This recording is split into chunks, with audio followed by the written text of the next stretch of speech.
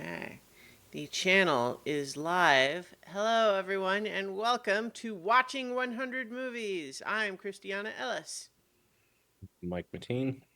and today we are kicking off our annual tradition, the Oscar Movie Marathon, wherein we try to see as many of the Oscar nominated movies as we can and before they're announced.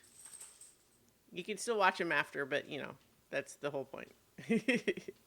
Yes. Uh, the Oscars were announced a little bit later this year, delayed because, of course, all of the wildfires is in Los Angeles impacts the Hollywood film industry, as might be expected. Yeah, and I actually think I saw, don't quote me on this, but this is actually the week they normally would have been announced. They tried to do it earlier, Hmm. but then were delayed because of the wildfires. Hmm. So, That may well be true. I guess I don't know that for sure. I just know that they had originally announced a day to announce the nominations and then had to move it. But in any my only case, point was oh, that yeah, I don't believe that we've lost any time sure. to see the movies Yeah. is the only No, reason. I think that there has definitely been shorter windows before. And in any case, there is also just because this is, for anyone who's not watched us go through these before, it's not like a competition between us. It's just about, you know, making the effort, because we both enjoy seeing movies in the theater, but sometimes, just inertia catches up with you. You don't get out as much as you might want, and it's just a reminder. It's like, oh yeah. It's also encouragement to see things that you might not have otherwise gone to see because sometimes you discover you really like something you would have never thought to watch before. Correct. That's kind of my goal on this is to number one, kind of try to reinvigorate like getting movie watching back into it, but also to find just the one thing that like I wouldn't have watched. Mm-hmm. That's the greatest like pleasure in this. Um, because it's not a competition. If it was, I would have never won, so I wouldn't understand what that feels like. But but if I can find one movie that I wouldn't have watched that I truly enjoyed, then Mm-hmm. it makes the whole kind of experience worth it. And it's also just fun to get to talk about them. Yeah, absolutely. So, this episode is primarily going to just be talking about the nominations themselves. We may, if we get through that really early, we start getting into it. But generally speaking, how these updates are going to go is that we're going to do in depth discussions of movies that we have both seen. And then, just more general, like very brief updates on any that either of us have seen that the other has not. That's the way this all goes. So, you ready to jump into the nominations? Do it. All right. So one thing that's interesting this year, especially compared to last year, is that I feel like so to begin is my lowest starting percentage in a long time, and I don't think that's just reflective of me not going to the movies as much. I think that by and large, a lot more of the nominations this year are smaller movies or lesser known movies, or lots of additional nominations going to international films that might ordinarily or more typically be limited to just that best international film category. Yeah. I mean, I would say as we jump in and get into Best Picture, I mean, I'm looking on here. There's I would say, I guess, what, maybe three movies that would kind of constitute as like normal blockbuster, Mm-hmm. um, Complete Unknown, Dune, and Wicked. Mm-hmm. Not to say some of those other ones wouldn't be normal Oscar fare, but like those are the only like big movies, Mm-hmm. right? Mm-hmm. And so I ended up with only, I think we were actually tied when we both filled out our starting percentage. Yours initially showed as like just a hair under mine, but I think I noticed that you had not put in seen for Conclave in Best Picture, whereas you had in other categories. And so I filled that one in for you, and I think that actually made us even, which is kind of interesting just because that's not usually how it goes. Last year, just for example, I had seen 7 of the 10 already before the nominations were announced. But in any case, let's go ahead and jump right in. Would you like to read the Best Picture nominees? Yes, we have Anora, The Brutalist, Complete Unknown, Conclave, Dune, Part 2, Amelia Perez, I'm Still Here, Nickel Boys, The Substance, and Wicked. Of which, before these came out, I had seen Conclave, Dune, and Wicked. You had seen Dune, The Substance, and Wicked, and have Right. since seen Conclave. Right. I watched Conclave yesterday, so.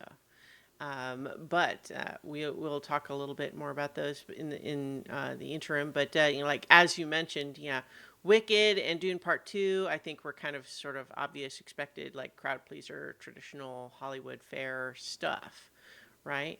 But for example, I believe if we're gonna see. Um, 2 of these Best Picture nominees are also Best International Film nominees. And a lot of them are also just kind of smaller films. But, it'll be interesting to explore those since I think we'll probably try to see several of those that we haven't seen yet anyway. Yep. So our next category here, Best Animated Feature, includes Flow, Inside Out 2, Memoir of a Snail, Wallace and Gromit, Vengeance Most Foul, and The Wild Robot. We have both seen Inside Out 2. I have also further seen Wallace and Gromit and The Wild Robot. Flow is an interesting one. I've heard good things about, but it's my understanding is it's I want to say it's from Latvia. Yeah.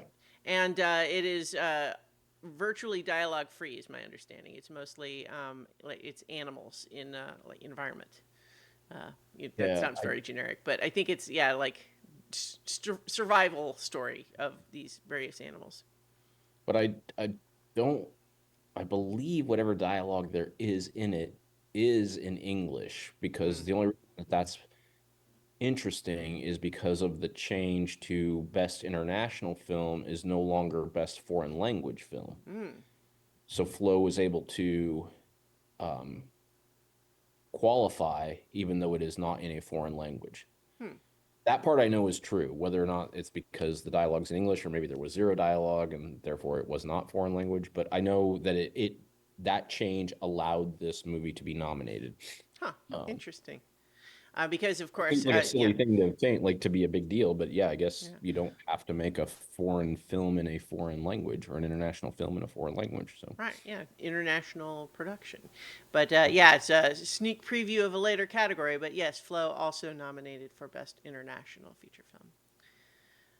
That's one I'm definitely going to make a point of seeing. Memoir of a Snail is, I've heard that, well, without wanting to dissuade anyone from seeing it, the one person that I've heard that saw it said it was a bummer. So we'll see what that one ends up being. I believe that it is in fact about people and not snails, but it's sort of a hard childhood story, I think. and I'm definitely interested in seeing Wild Robot because I hear it's kind of the favorite, although it'll be tough because I think Inside Out 2 is one of my favorite movies So of the year. I'm interested. Where are you hearing that Wild Robot is the favorite? I read that somewhere. I don't remember in one of the releases where I was looking at so Yeah. it's only one place that I saw that, but that is I what I I yeah, liked Wild Robot. I liked it a lot, but I kind of would have assumed that Inside Out is the heavy here. hope so because that's Yeah. my favorite movie of the year, like I said. So anyway, we All right. can dive more into that and look up more Absolutely. favorites as we go. So, would you like to read the Best Director nominations? Yep. Best director is Jacques Audiard. I think I got that right. I Emilia think so. Perez. Yep. Sean Baker for Anora. Brady Corbet for The Brutalist. Coralie. This is why you made me do this. Yeah. Poorly Fargyat, Mm-hmm. Fargatier, I don't know, the substance. We'll get this before we Mm-hmm. finish. James Mangold, A Complete Unknown, which is a fitting end to this category. Not that these people are unknown, but they Mm-hmm. are certainly not um, the best director crew that you would normally see. Mm-hmm. Mm-hmm. Of those, I have seen The Substance, which actually we didn't touch on when we read the Best Picture. I saw and really enjoyed The Substance. I was astounded to see it nominated for as much as it is, including Best Picture. Not because I don't think it's good, but just because it's very much not the kind of movie that usually gets that kind of recognition. Right. But in any case, maybe because it's kind of about Hollywood, that gave it some extra cred there. It Um, does sometimes. yeah. Yeah.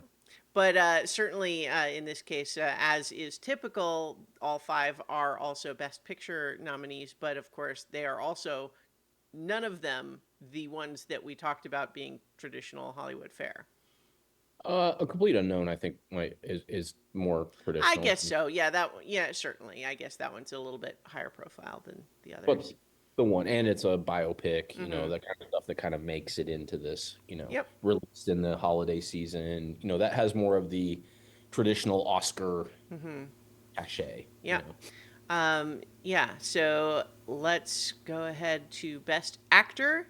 Nominated are Adrian Brody for The Brutalist, Timothy Chalamet for A Complete Unknown, Coleman Domingo for Sing Sing. Um, I feel like I have increasingly heard people just call him Ralph Fiennes and not Rafe. It Really. is spelled I'm with not. an L. Yeah. Um, and I feel like I maybe ought to look up to what is the actual intended pronunciation there, because for a long time it It's was Rafe. Rafe, but Yeah, it's Rafe. okay. I feel like I've heard people saying Ralph, but maybe that's just because they're making the same mistake that I'm making right now. Anyway, Rafe Fiennes for Conclave and Sebastian Stan for The Apprentice. We have both seen Conclave, and that's the only one so far. Uh, Correct. I think it is. I was like, I've seen Timothy Chalamet, but I've seen him not in this Yeah. movie. I saw. Well, he's been in a lot of things recently. Yes. Um, he's, I don't know what the new slang term is for man crush, which is like a dude that you admire, like just, Sure. yeah, and admiration. Like he is my most recent one. Hmm. Um, so Abby Well, makes fun of me for that, but I mean, good for him for being so high profile across a lot of different kinds of roles. I think that's I pretty think that's impressive. what does it. Yeah, Yeah. and then when he really solidified it for me is he is, I mean, the Dune thing kind of did it, right? Because it's like, Mm-hmm. okay, now this guy can be a badass, even though like he kind of came onto the scene in these, being sort of this wayfish, like pretty boy, but he can also like transform and command and be the Messiah. And I was like, that's pretty cool, right? And so I started really like him, and then Mm-hmm. they actually invited him on. So every week when they do the college football pregame show, wherever they are, they have a celebrity guest picker, and it's usually somebody related to whatever school they're at or whatever. And they actually had him on Mm-hmm. picking football, and he was great. Like he could discuss college football. Like it just from where he started to kind of like when you realize like kind of the depth of it and the range of a person that he is, not just in his movies, like I really respect it. So Nice. and just makes me like him. So Great. yeah. Well, we'll probably get to see him in A Complete Unknown and Yes. rank that amongst his recent notable roles. Would you like to read Best Actress nominations? Yep. So best actress is Cynthia Erivo I believe that's right. from Wicked. Yep. Carla Sofia Gascon from Amelia Perez. Mikey Madison from Honora. Demi Moore in The Substance. And Fernanda Torres. I'm Still Here. One notable thing there is that Carla Sofia Gascon is the first trans woman to receive this nomination. That's good. I'm a little bit wary of the movie itself. I know lots of people who have told me it's bad. Like, not just not that good, but like actively bad. And so Also heard that. Yep. I'm going to watch it, but you know, it's one of those things where it's a little bit of a dilemma in the sense that it's like, sure, have a trans woman get the nomination, fantastic. For it to be a movie that's maybe not great, I don't know. Well, we'll see. I hope that I like it. You know what? Maybe the lowered expectations. I'll go in and it'll blow me away. But yeah, certainly what I have heard about it is people saying that it's bad. But then again, it got enough nominations that some people like it at least. Yeah, that's kind of what I'm hoping is that like not necessarily that it's needs to be great with these lowered expectations, but maybe just Mm-hmm. not so bad because you'd hate for like this nomination to be tarnished by, Mm-hmm. oh, that's the only reason, right? Like not because she did a great job in the movie, Mm-hmm. you know. So hopefully her performance is good and like earned and all that type of stuff. Like I hopefully it's at least earned its spot Yeah, is kind of what I'm hoping for, I, right? I agree. And I mean, the thing too about like, I wonder if even that would be the narrative there, just because I feel like the trend lately in Hollywood is actually like pulling back on trans representation. Um, so like that I seems like it goes against that trend somewhat, but then again, I haven't seen it yet. But again, just based on opinions of people whose opinions I usually trust, so we'll see. But yeah, that's definitely one that I will watch just so I'll have my own opinion on it. Me as Um, well. yeah.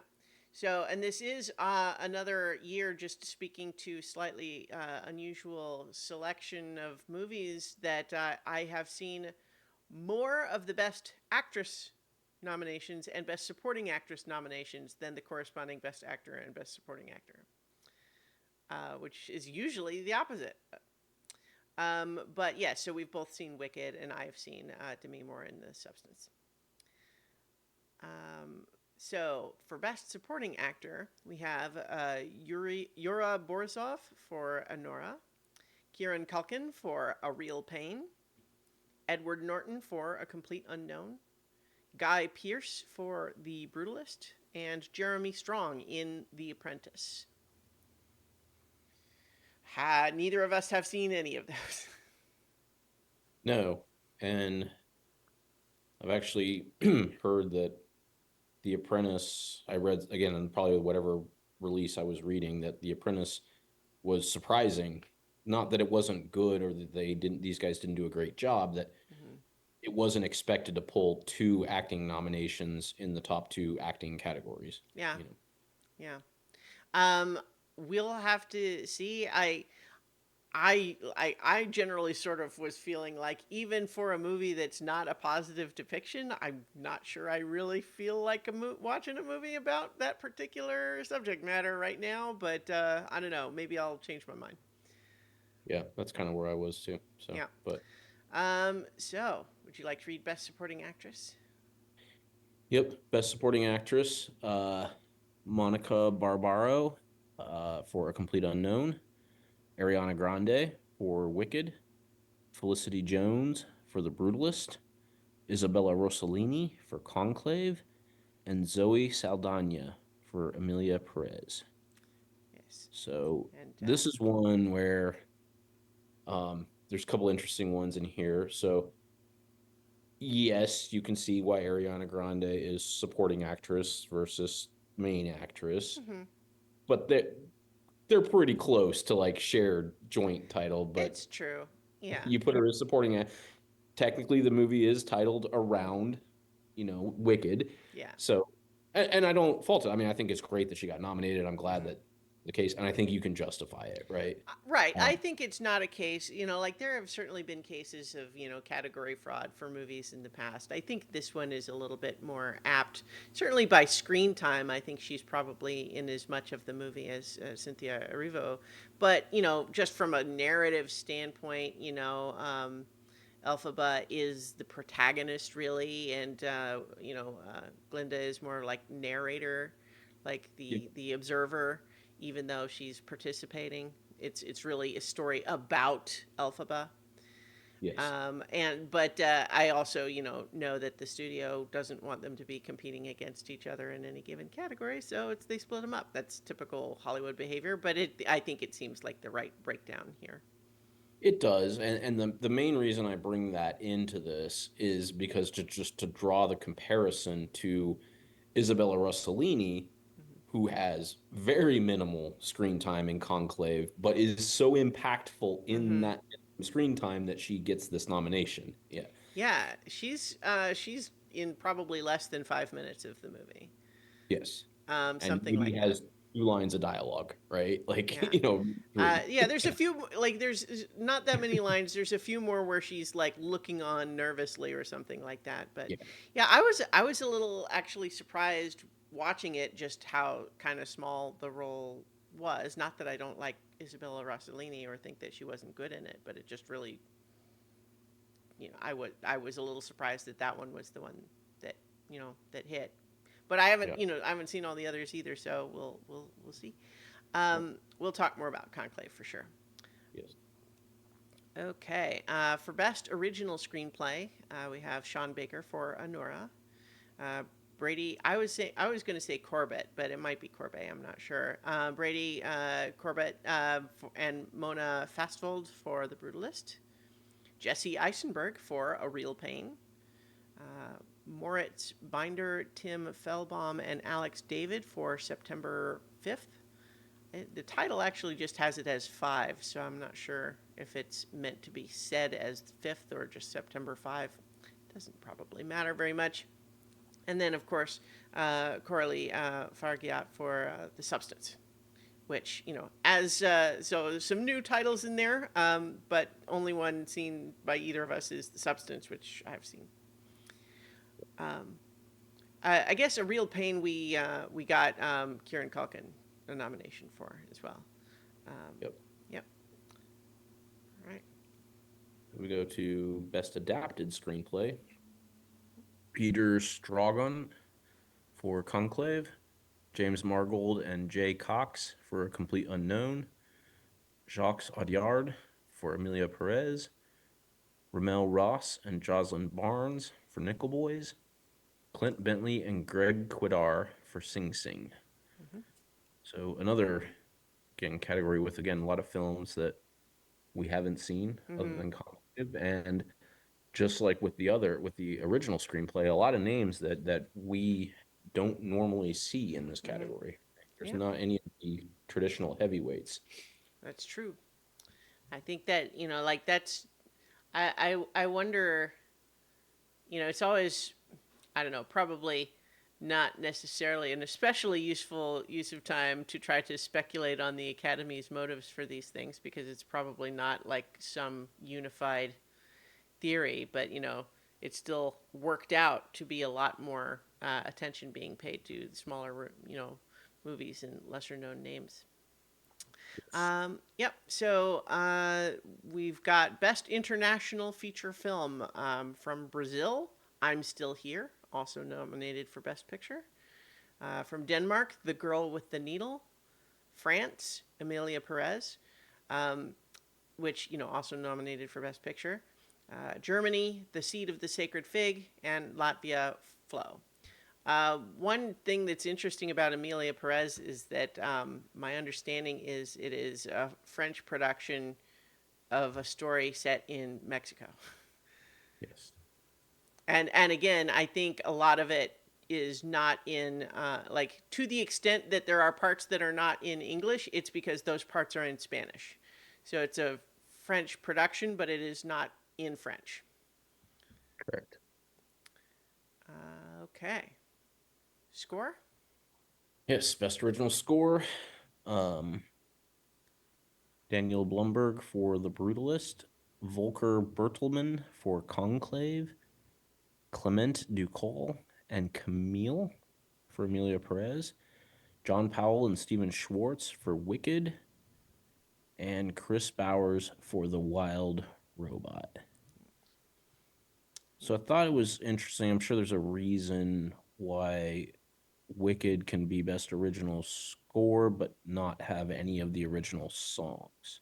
You may know Well, that. I think part of so for score, one piece of it certainly is that the music that comes directly from the Broadway production doesn't count. So they But everything wrote else new would be part of it. music for it, and that's what would be eligible for Best Original Score, Got it. not the songs from the Broadway production. I am a little surprised to not see any of the Wicked songs in Best Original Song, which we'll get to. Um, but well, I guess maybe that's just the issue is that they're not original songs. Yeah. That I guess that's almost certainly the answer. But Yes. yes, Yes. That's why I was thinking. Not that they should have been an original song. I was trying to square right. Why one and why not they the didn't other? qualify for that, but this qualified for this. But you Hmm. explained it perfectly. Is that it's all the music, all the transitional, and but it will be interesting to see on Hmm. the winner whether the Broadway songs, Hmm. though not part of this nomination, carry this to Yeah, a like is it going to have an edge in this category because people want to give Defying Gravity a win or something? right. Yeah. Is that the one you think if it were going to be if it were going to get a best original song, which song would it be you think? I mean I think Defying Gravity is probably the most well known, Hmm. um, and the one that like here this will be a good example of why I think that is. So my brother-in-law never seen the Broadway musical, wasn't aware of like what this was about, went and started to get like not bored halfway through, but like didn't realize he was in for like a full-on musical, right? And sort of cast it away as like, oh, it's just going to be them walking around the school singing. Hmm. And Defying Gravity is the one that brought him back to the front of his seat, wanting to see the rest of the story. Sure. And that right there is a pretty powerful endorsement. Yeah. You know? Well, I mean, it's half the reason they made the movie. I mean, Yeah. it's a good Broadway show, but that's the song that everybody knows from it. Maybe that and Popular. Yeah, I like Popular the best. I think that one's fun. I love the set piece with it. I love the way they do it in the movie. Anyway, we can Yeah. talk more about it, We'll but talk more about Wicked. yeah. In the meantime, so best original song we have El Mal from Emilia Perez, The Journey from the Six Triple Eight, Like a Bird from Sing Sing, Mi Camino also from Emilia Perez, and Never Too Late from Elton John. Never Too Late. I We haven't seen any of these, Yeah. so Elton John, Never Too Late. Is that like a concert film? I don't even really know what that is. I I suppose we could look. We could find out. yes, I was gonna say I don't actually know. Oh, there's It John, Never appeared Too if it was Late. another biopic, since there was just a very good I biopic. know Rocket Man was great. If people didn't Yeah, see Rocket Man, they should. It does look like it is a concert film. got it, It's on his Farewell Yellow Brick Road concert tour. got it. So I guess it's not just a concert, but it's like a movie about him doing that tour. During the last tour, yeah. Yeah. Okay. Cool. So Okay, we best will go production into design. production design. The Brutalist, Conclave, Dune Part Two, Nosferatu, and Wicked. Okay, yes, you and I have seen three of these five movies, and I have seen at least what The Brutalist and what Nosferatu look like. This is one of the most competitive categories that we've come across, just from what Yeah. we are knowledge of the universe, I right? was going Like, to say the same thing. Yeah, just even yeah, based on the three that we've seen, it's a very strong year. yes, Um, it's interesting, I think, because to the extent that I saw anyone really criticizing anything about Wicked, it was generally speaking a lot of criticism of like cinematography and some of the staging, but not the production design, because just in terms of like the things that are on screen as opposed to the way that they are photographed, right? right. Um, because I think that there was like questions of, well, we'll get into all of that, but yes, in any case, production design, I think Wicked did really well, and will all four of them look to be strong competitors in this category. Yes. For best cinematography, there is The Brutalist, Dune Part Two, Emilia Perez, Maria, and Nosferatu. So this is our first note for Maria, which is another one that I don't even really know what that is. I had seen it at one point, not seen the movie, but Mm, seen what it was. yeah. Um, I think it is the only nomination for Maria,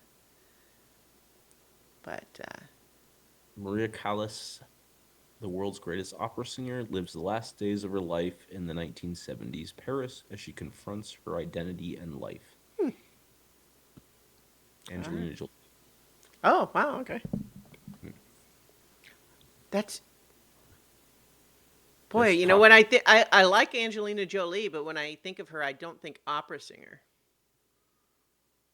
But I guess we'll maybe perhaps find out. You Uh, think Lara Croft, Tomb Raider? well, that is certainly the most recent thing I've seen her in. Yeah. All Um, right. Best costume design, unless you had more to Go say on ahead. that. Sorry. Nope. Go ahead. Complete Unknown, Conclave, Gladiator 2, Nosferatu, and Wicked.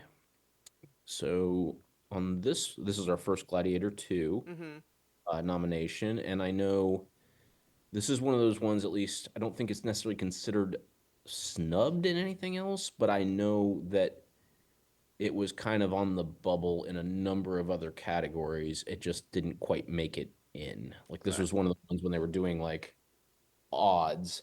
Mm. Definitely had Denzel Washington, production Sure. design, On the photography. short list for more Yeah. things. Yeah. Yeah. When you're like, hey, of the 10 movies that could get the 5 spots, like this Yeah. is one of them. Well, Right. so we have both seen Gladiator 2, so we'll be talking more about it. Yep. Um, I liked it fine. I don't feel Agreed. shocked that it wasn't nominated for more stuff. No, and I know that Denzel Washington. Anyway, we can talk about it Yeah. later. Yeah. Anyway, um, all right. makeup. Yes, makeup and hairstyling. A Different Man, Emilia Perez, Nosferatu, The Substance, and Wicked. And we've, of course, both seen Wicked, and I've seen The Substance. A Different Man is. It's interesting for it to also be in the same category as The Substance because my understanding is that there's some thematic overlap there. But I guess we'll have to watch to find out more. Yep. It's also kind of nice to see, because I've heard good things about Nosferatu's, Mm-hmm. at least its production for sure. And so to kind of Oh, take the sure. sort of the production sweep here of costume, staging, Mm-hmm. makeup, you know. So I haven't watched it yet, but if there was going to be one more movie that I would have gone to see before the nominations came out, it would have been Nosferatu. Just because I'm a fan of the director. Robert Eggers, of course, did The Witch, the one with the two V's as the Yep. W for some reason, and The Lighthouse, which I adore. I haven't seen The Northman, but I heard it's also good. But yes, in any case, I was already planning to see that one. Yep. Mine would have been a complete unknown. That's the one I'm going to see in the theaters next. But All right, Nosferatu would be right there. great. Okay, Timothy best Chalamet. best documentary feature. So we've got Black Box Diaries, No Other Land, Porcelain War, Soundtrack to a Coup d'etat, and Sugarcane. Uh, Um, I'm going to put it out here right now that we have for several years in a row said we really ought to see more of these documentaries and then not really seen any of the documentaries. And so I'm going so to uh, go ahead, finish your thought because I I had a ju- thought too. my only further thought there was that I'm going to say mark my words, I'm going to see at least two of them this year. So I'd thought about that too because we had been saying that for a while, Mm, and I think what I started to realize is that just the way like documentaries are now, it's almost like they're skewing more to these more obscure ones because so many of the regular ones now go through us through the streaming service because that's a better way to get them funded and audience built-in audiences and things like that. It's almost like they're leaning away from what even would be a good documentary because of the production through the streaming services. So the Mm, ones that we normally would watch and enjoy are kind of getting eschewed out of this category. Not to say these aren't good, but they kind of lean because I've gone back and seen some of the ones, and it's like, is that really the best documentary, or is that just like the one with what they felt like had the most to say? Like they're almost become mm, like not rhetorical documentary is probably the best way to put it. Like mm-hmm. they there tend to be more of those in here now. And that's why they're harder for us to get ourselves around seeing. That's my take Mm-hmm. on it. So Right. Well, I'm going to try to see. I'm going to see at least two. That's my solemn vow for this year's marathon. For best sound, we have A Complete Unknown, Dune Part Two, Emilia Perez, Wicked, and The Wild Robot. yeah, I feel like Dune probably takes this one. I'm yeah. just I mean, guessing. Complete Unknown and Wicked, and I believe Amelia Perez is focused on. It's not a musical, but No, I think it is a music. It absolutely is a it's a musical. musical. Yeah. Okay, a Complete Unknown is not a musical, but Hmm. those three are all focused on either it being a musical or on a musical performer. Hmm. They get in here, Well, but but Dune is pretty sound and main. visual effects are are the ones they give to movies that are nominated for Best Picture but won't win Best Picture. That will be Dune. Yeah. Um. So yeah, I think we will see. On, I will on say on the Wild Robot though okay, that I did especially notice the sound being really cool in that one. that's cool. Yep. All right, best visual effects: Alien, Romulus, Better Man, Dune Part Two, Kingdom of the Planet of the Apes, and Wicked. Hmm. My first reaction when I read this category is I didn't realize there was a Planet of the Apes movie last year.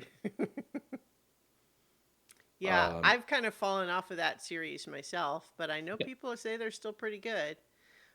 I Um, they are, but I yeah. didn't even realize there was a new one. I Well, was like, here's what's also fun though is that Better Man is also for motion capture ape, because that one is the is it Robbie Williams? So it's like it's a musical biopic, except that the gimmick of it is that this real guy yeah, musician is special effects are used to make him be like a humanoid chimpanzee throughout the film.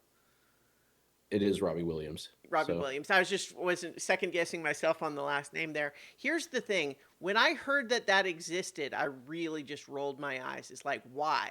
Why is that a thing? That seems weird and dumb and gimmicky.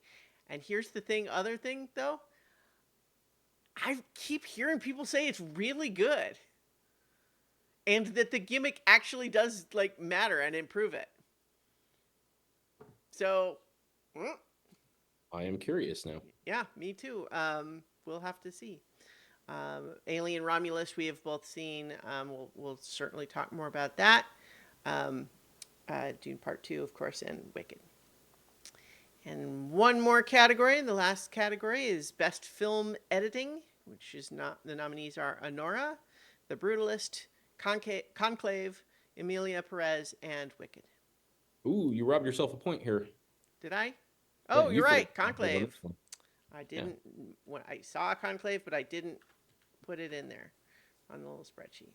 but I Um, did it the same way. I was doing it on my phone and I somehow missed Best Picture. Well, So like it's because we don't have it set to like automatically populate the different categories. It's easy to miss one or two. I've always thought about that, but because you do all the work, I was never going to like even bring it up because I don't do anything other than just type in this thing. Like Mm-hmm. you, so I can't. Yeah, but that would be cool. It would, although I feel like it would be enough added difficulty that I'm not sure it's actually a net gain. Like it would be enough work to make it do that it's more than it is to just go ahead and fill it in each Correct. category. So the other piece that I was thinking about the last time I thought of that was there's also maybe some value to reminding yourself after you watch the movie all of the things that it was nominated Mhm. for, kind of reflecting on them, right? And Yeah. be like, oh, that's right. This was editing. How was the editing, Mhm. right? Like, Mhm. so there's a value in having to manually do it. Yeah. Sometimes there's value in spending time on the work, right? So, Yeah. So, since we went through all of the nominations relatively quickly, do we want to pick maybe one of the ones that we've both seen that probably won't get a lot of discussion otherwise, like Alien, Romulus, or Gladiator 2? I mean, honestly, if we don't go too long, we could probably knock both of those out. Yeah, If okay.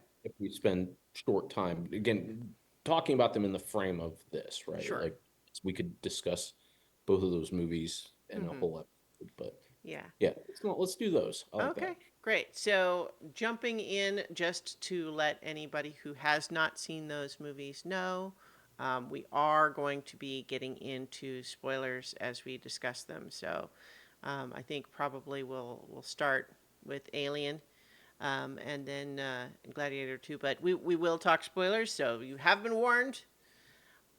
So, Alien Romulus. It's nominated for best visual effects and it has lots of great visual effects, but for me it would have gotten a whole additional star if it had not had one particular visual effect, which was their need to try to recreate a CGI Ian Holm, just so that that android, who is a different character than the android that Ian Holm played, could just look like him for, like, hey, remember that reasons. Yes, I get what they were trying to do. Mm, It was also odd. yeah.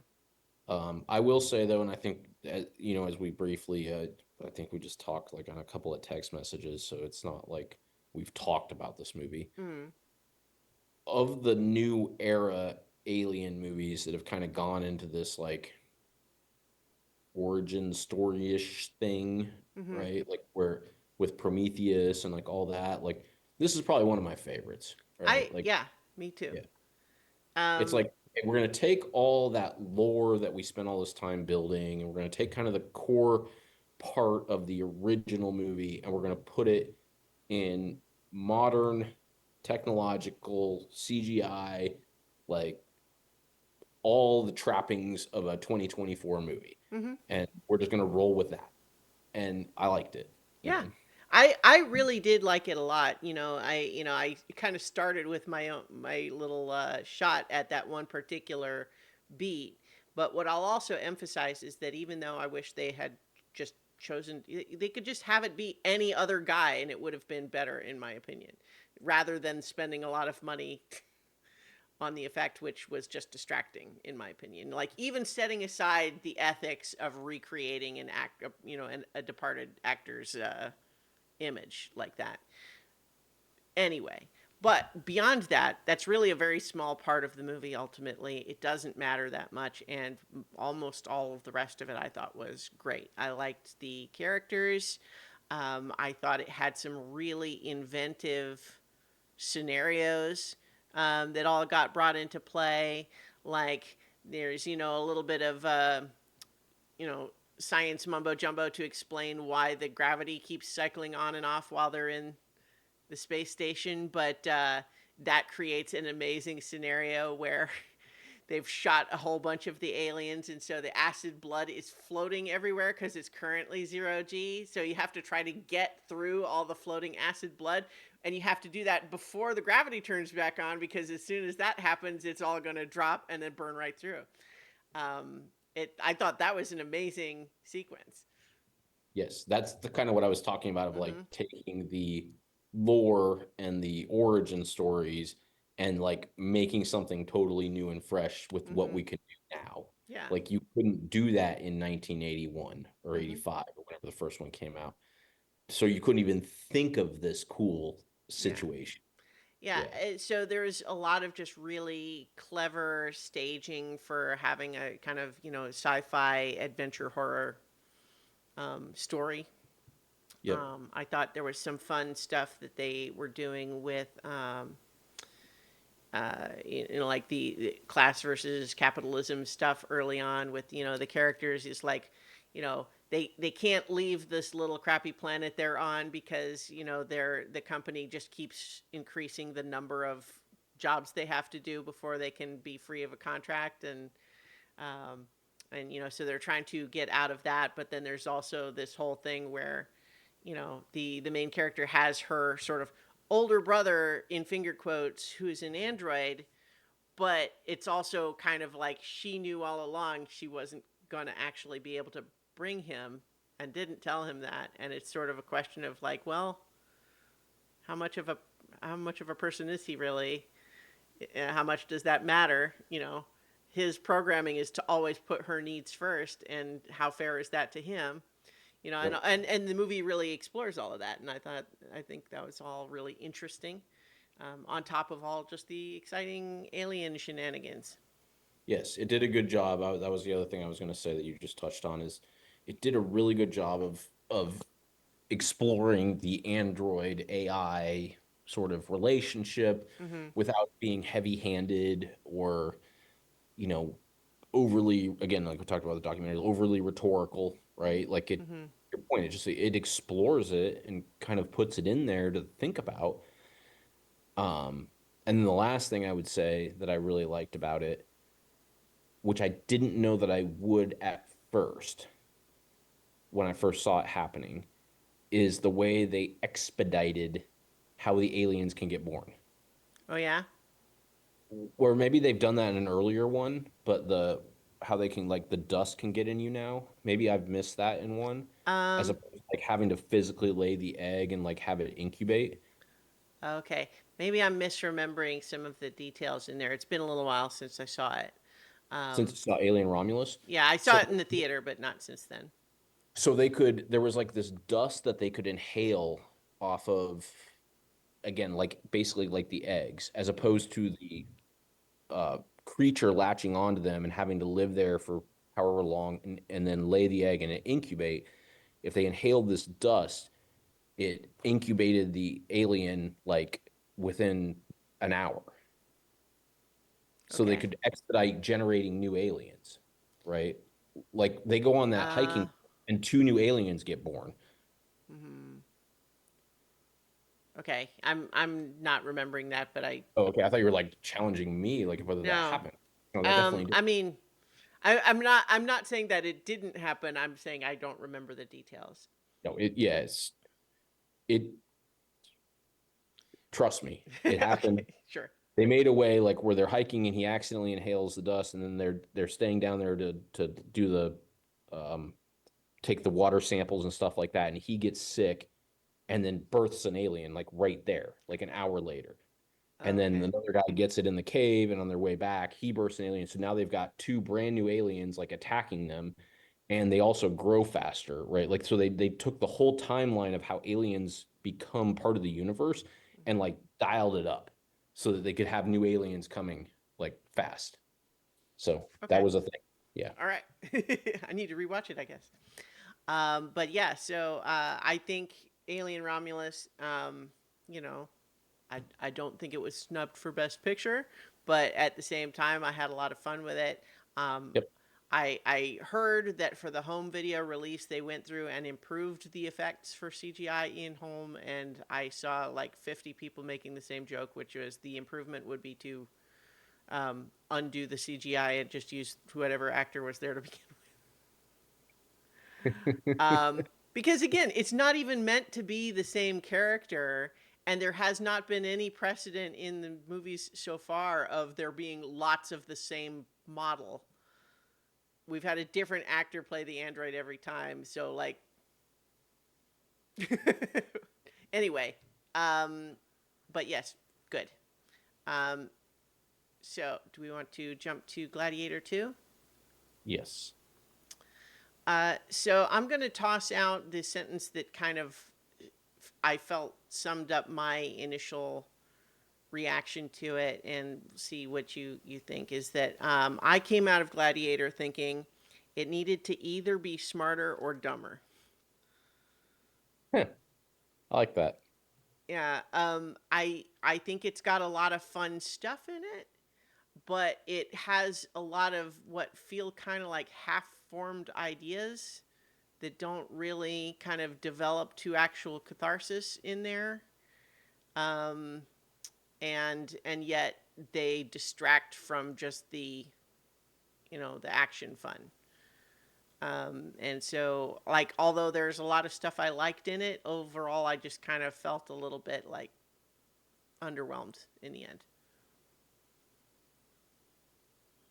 Yeah, I would agree. I I'm just was kind of still just kind of thinking on that line that you Mm-hmm. said, smarter or dumber. Yeah. I think it was fine. It was fun. It was always gonna be tough, right? Like the Mm-hmm. original Theater is just such a powerhouse of a Mm-hmm. movie, with and especially like looking back, is like Marcus Aurelius has kind of gotten like a newfound, you know, like there's sort of this new following of his, and like, his diaries and stuff are like kind of like a pop culture thing now, Mm-hmm. 20 years after that movie was made, when nobody had heard of Marcus Aurelius except, very erudite people. And just it and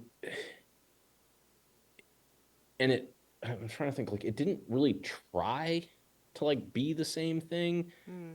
but it kept tying itself back enough with the family, with the son and with that, Mm-hmm.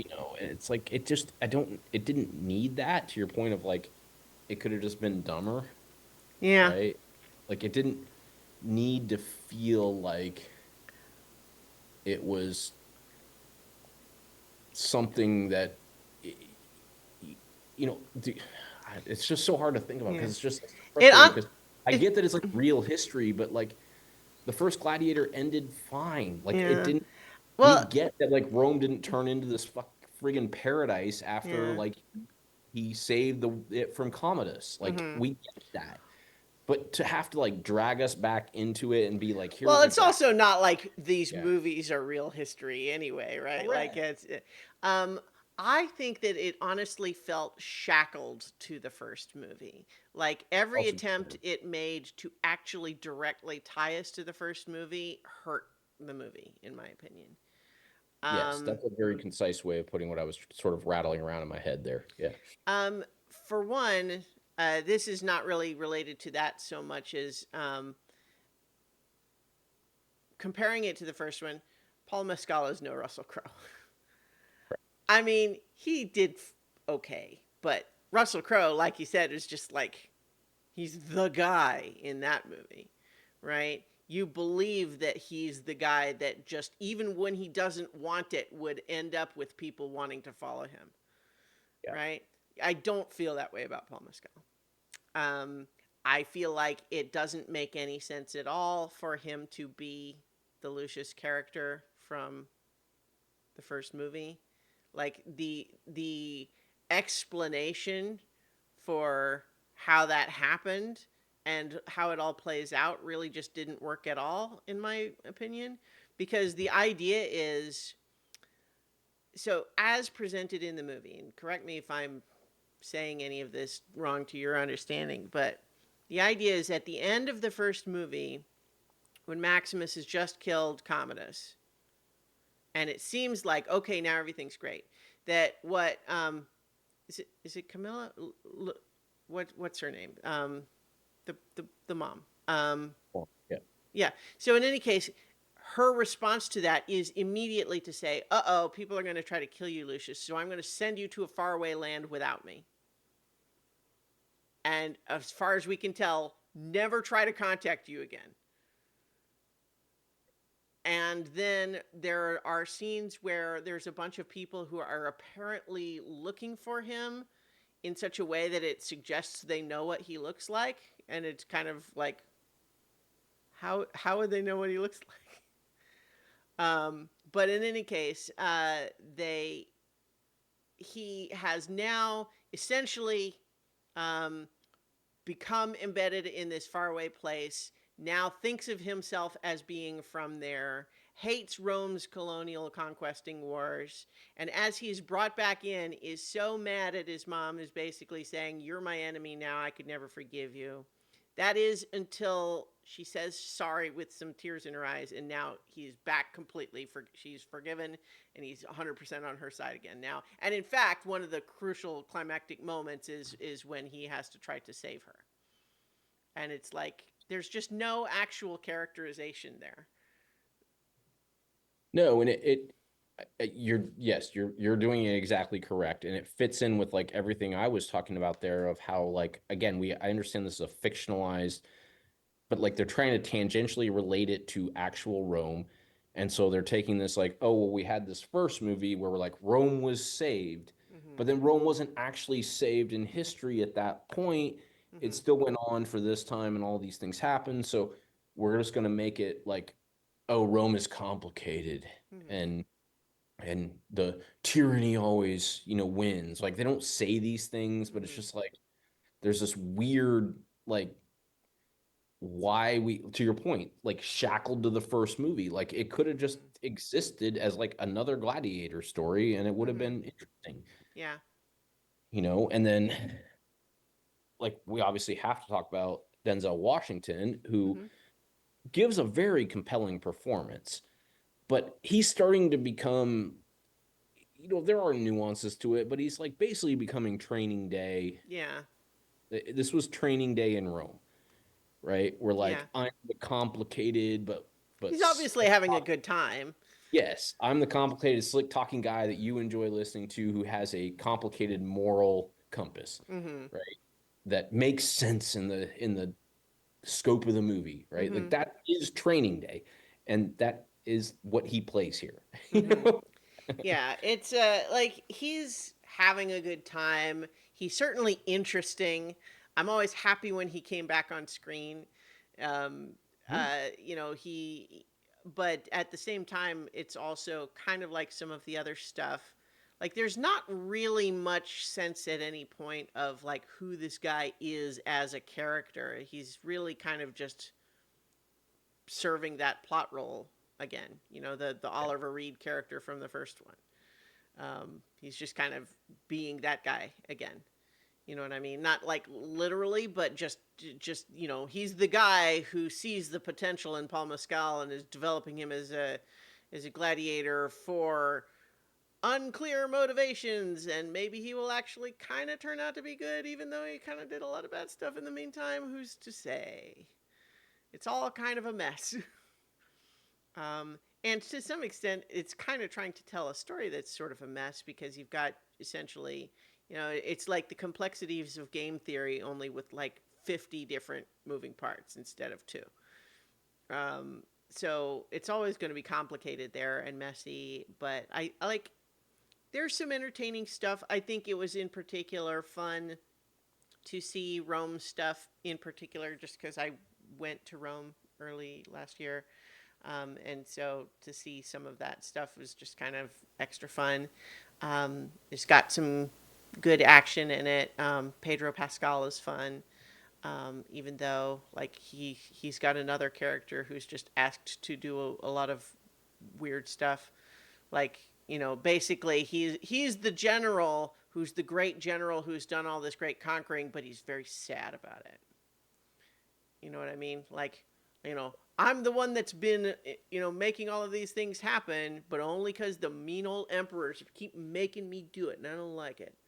And it's just one of those types of characters that has become a little bit of a trope, right? Like we get to be kind of on his side because he's very sad about all of the conquering that he's been forced to do by the emperors.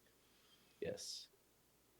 Well, I mean, the first one kind of has that problem too with Marcus Aurelius because it's kind of like gosh, Maximus, after waging 20 years of wars, I'm starting to think maybe that wasn't cool. I mean, that's one of the funniest things is like, and when you see people who actually like kind of break down, like, because obviously, like, I don't know if in your circles, but like meditations and Marcus Aurelius and like his stoicism Mm, has made this huge comeback in pop culture.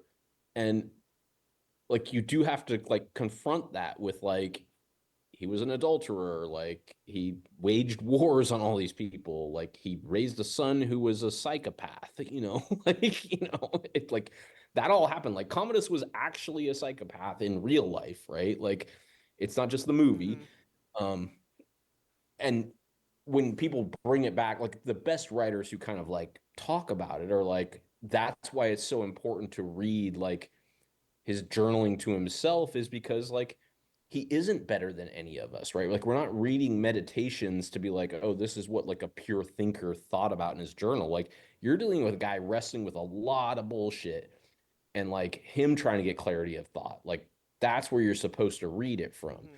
And so it yes, it is funny in the first one where where he's like, Marcus Aurelius had a dream of which was Rome that he sort of forgot about while he was conquering the world, right? Mm. Yeah. Yeah, like again, not to bring it into current politics so much, but it's one of those things where, someone who's been in power, now leading power, talking about all of the things that they wished they'd gotten to do. And it's kind of like, so why you didn't Yeah. though? I mean, you don't get credit for wishing you had. Yeah. Anyway, I mean, um, they try to wave their hands at it in the yeah. first Hmm. Gladiator, where it's like he Well, was gonna do it, but we then Commodus killed him. right. We Like, talked about Gladiator, a while back now, but in the last couple of years, and how revisiting it today, I think it's so crazily obvious as a pre 9/11 USA analog of, we're so powerful, no one outside could even really threaten us, so the only possible enemy is corruption from within. Is just a very pre 9/11 USA sort of thing. yeah, Gosh, guess when it was made. Anyway, but yeah, and I think this one is in some ways trying to do the same thing and ends up with some of the same awkward elements, in the sense that it feels like it is trying to say something, but not really succeeding at saying something like meaningful and coherent. Um, and so, it's not bad. I ended up posting my little review with the Commodus doing the thumbs down gesture only because I couldn't find one where he's just like hovering in the middle. But uh, yeah, I think that Ridley Scott's done better. Um, this one it's okay. All right. all right. So I think that's where we'll leave it for this episode. But we'll be checking back over the next 5 or 6 weeks until the awards are nominated, with our updates of what we've seen since then, and talk about some more of the movies that we've both seen, including Wicked and Conclave, and I think, are those the only one? And Dune Inside Part Out. 2. And Inside Out. And Inside Out. Yes. And whatever other ones we end up both having seen. Right. So we'll leave it there. So in the meantime, everyone, go out and watch good movies. Maybe a movie you wouldn't have gone to see before. All right.